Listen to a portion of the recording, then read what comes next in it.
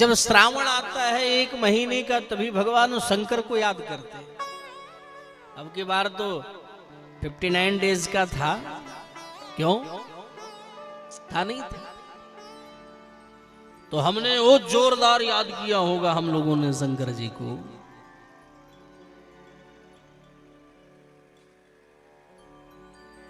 कि हमें लगता है हर घर में अभिषेक हुआ होगा शंकर जी का, हुआ नहीं? आप सब लोगों ने किया होगा, भले ही एक दिन जरूर किया हो, लेकिन किया जरूर। और सबसे अच्छी बात यह है कि प्रायः लोग दूध से ही करते हैं। महाराज दूध लाओ, अभिषेक होगा, पंडित जी को बुलाओ, है नहीं? तो हम शंकर जी के मंदिर में, लेकिन हाँ, जब श्रावण आया तभी हमें याद आती है कि अब तो शंकर जी का अभिषेक होना चाहिए। श्रावण जो लगने को आया, सोई हमारी लोटा और बाल्टी खटाखट तैयार हो जाते हैं कि रोज शिव मंदिर जाना है और जल चढ़ाना है। बाकी दिन हर हर महादेव, फिर अगले श्रावण में उस दरवाजे को खटखटाएंगे। परंतु ऐसा नहीं मेरी माँ, मेरे भाई, मेरे बुजुर्गों, हम प्रायः भगवान भोलेनाथ को याद करें तो आप देखें कि भोलेनाथ जैसा दयालु, भोलेनाथ जैसा कृपालु शायद कोई हो। एक बात बताओ, हम किसी देवता की कंपटीशन करने तो आए नहीं, परंतु एक निवेदन करेंगे, आपको शंकर जी की दयालुता का परिचय बताना चाहेंगे। अगर भगवान श्री राम जी के मंदिर में जाओ, उनका भोग लगाना हो तो आपको दाल बनाओ, चावल बनाओ, रोटी बनाओ, सब्जी बनाओ, भगवान का श्रृंगार करो, ये करो। भगवान किस देवता को कौन सा पुष्प पसंद है ये भी तो होता है, नहीं होता? ये मालूम कि नहीं मालूम? क्यों मेरी माँ, मालूम ही नहीं मालूम? हर देवता को हर पुष्प भी, हर फूल चढ़ाना, जोर से बोलो, चढ़ाना नहीं चाहिए। ऐसा नहीं जो ही मिल गया सोई जय सिया राम, ऐसा नहीं। हमें सूझबूझ के साथ उसको चढ़ाना चाहिए।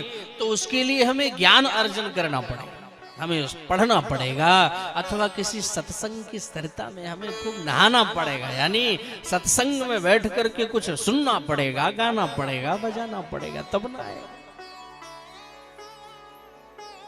कि किस देवता को कौन सा फूल चढ़ता है, किस देवता की कितनी परिक्रमा हमें लगाना चाहिए।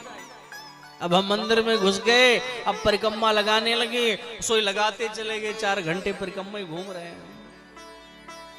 घर में चाहे हमारे पतिदेव बिना चाय के बैठे, उनको ऑफिस जाने, अरे क्या करें, हमें परिक्रमा लगाना। ऐसा नहीं, किस देवता की कितनी परिक्रमा लगाना चाहिए, सारी चीज जब आप पढ़ोगे तब ना हमको जानकारी मिलेगी। अथवा हम नहीं पढ़ रहे हैं तो हमें उसे सुनना चाहिए। अब अगर ये हम सोच लें कि बस टीवी के सामने बैठोगे वो सारी चीजें मालूम, तो जितना समय हम वेस्ट करते हैं किसी सीरियल को देखने, ये मेरी माँ, मेरे भाई, अगर उतना समय हम किसी शास्त्र में, किसी कथा में बैठ करके दें तो बहुत सारी चीजों की हमें जानकारी मिलेगी। लेकिन हम सारा दिन, हमारी माताओं को देखो, वैसे सारा दिन बिजी रहेंगे, कोई मतलब नहीं। जो इनका टाइम हुआ पवित्र रिश्ता, सारे कार्य को इग्नोर करेंगे और भाग पड़ेंगे। कह लिए पवित्र रिश्ता देखने के लिए। फिलहाल उसमें पवित्र कुछ भी नहीं है, नाम केवल है पवित्र रिश्ता, और उसके एक भी रिश्ते पवित्र नहीं है, सारे रिश्ते अपवित्र हैं उसमें। हाँ, अपवित्र हैं उसमें। आप देखो, उसमें एक वो एक्टर रहता है जो घोंचू टाइप होता है, वो अपनी पत्नी से तो प्यार करता ही है, और अपने भाई की भी पत्नी पर उसकी कुदृष्टि रहती है। और हमारे शास्त्र कहते नहीं कि अनुज बधु भगनी सुतनारी, इनको हमें अपनी बेटी जैसे देखना चाहिए। ये हमारी पुत्री है। इन पर अगर हम कुदृष्टि डालेंगे, गलत दृष्टिपात करेंगे, तो हमसे बड़ा पापी इस धरातल पर दूसरा कोई और नहीं है। तो हम उसे देख करके उन्हें अपना सब कुछ बनाते हैं। कह लिए सारा समय बस पवित्र रिश्ता, एक भी रिश्ता पवित्र नहीं हो सकता। और नाम कितने सुंदर हैं। पैसे कमाने वाले उससे खूब कमा रहे हैं, उसके जो प्रोड्यूसर हैं खूब कमा रहे हैं, और हम लोग अपना समय बर्बाद कर रहे हैं, अपनी आने वाली पीढ़ियों को बर्बाद कर रहे हैं। अच्छा, आज के पहले एक सीरियल और आया था, उसका क्या नाम था? दिया और बाती। मालूम नहीं? मालूम? नाम उसका इतना छोटा, भैया ध्यान देना, आदरणीय गुडलक सिंह। दिया और बाती, कितना छोटा नाम था कि नहीं था? और रोज 20 मिनट या 30 मिनट का एपिसोड आता है टीवी पर। तो नाम इतना छोटा, और 5 साल तक वो समाप्ति नहीं हुआ। तो हमें तो लगा इसका नाम दिया बाती नहीं, इसका तो डायरेक्टली अखंड ज्योति होना चाहिए। फिर दिया बाती रखने का अभिप्राय क्या था? तो जो समय हम यत्र तत्र सर्वत्र देते हैं, मेरी माँ, मैं अपनी माताओं से भी प्रार्थना करता हूँ, अपने भाइयों से भी प्रार्थना करता हूँ, अगर वो समय हम अपने शास्त्रों को सुने या पढ़ें तो हमें बहुत सारी जानकारी मिलेगी। और हमें, अगर हम शास्त्र का अध्ययन कर रहे हैं, रामायण खोल कर बैठे हैं, तो हमारे नाती पोता आएंगे, वो भी पूछेंगे, दादा ये क्या पढ़ रहे हो? बेटा रामायण पढ़ रहे हैं। और जब हमारा भी बेटा बड़ा होगा तो वो भी रामायण खोल कर बैठेगा। जब आप सीरियल देखोगे तो आपका बेटा भी मैच देखेगा अथवा कार्टून देखेगा, फिर आप उसे मना नहीं कर सकते। तो फिर सदाचार कहां रह गया? इसलिए सावधान हो जाओ। अगर हम सावधान नहीं हुए तो फिर आगे का काम गड़बड़ हो जाएगा। तो भगवान शिव की दयालुता देखो मेरे भाई बहन, कैसे दयालु है।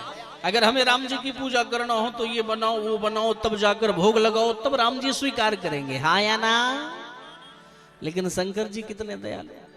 अगर आपको कुछ ना मिले, कोई फूल ना मिले, तो शंकर जी कह रहे हैं जो ही मिल जाए सो ही आप नोच कर लाओ और हमारे ऊपर चढ़ाओ, हमें सब स्वीकार है। भांग धतूरा मिल जाए वो भी चढ़ा दो, और अगर भोजन बनाकर हमारा भोग न लगा पाओ तो केवल कच्चे ही चावल लाकर हम पे चढ़ाओ, हम स्वयं बनाएंगे और स्वयं खाएंगे।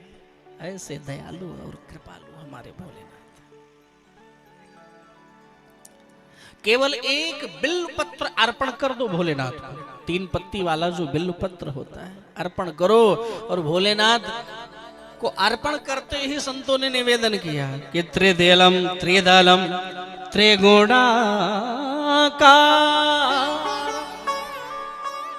त्रिनेत्रम च त्रिदायुधम त्रिजन्म पाप संहारम बिल्वपत्रम शिवार्पणम। एक बिल्व पत्र अर्पण करो, एक जन्म नहीं अपितु 3 जन्मों के पाप ताप संताप, ए मेरी माँ, सब जल करके भस्म हो जाएंगे। ऐसे दयालु और एक बिल्व पत्र चढ़ाने मात्र से आपको परम पावन पुनीत कर देंगे। ऐसे दयालु भोलेनाथ। एक बार दोनों हाथ उठाकर बोलना पड़ेगा, हर हर महादेव। लेकिन आवाज नहीं है, जोर से बोलना पड़ेगा, हर हर महादेव। एक बार नाम तो स्मरण कर लो भोलेनाथ का।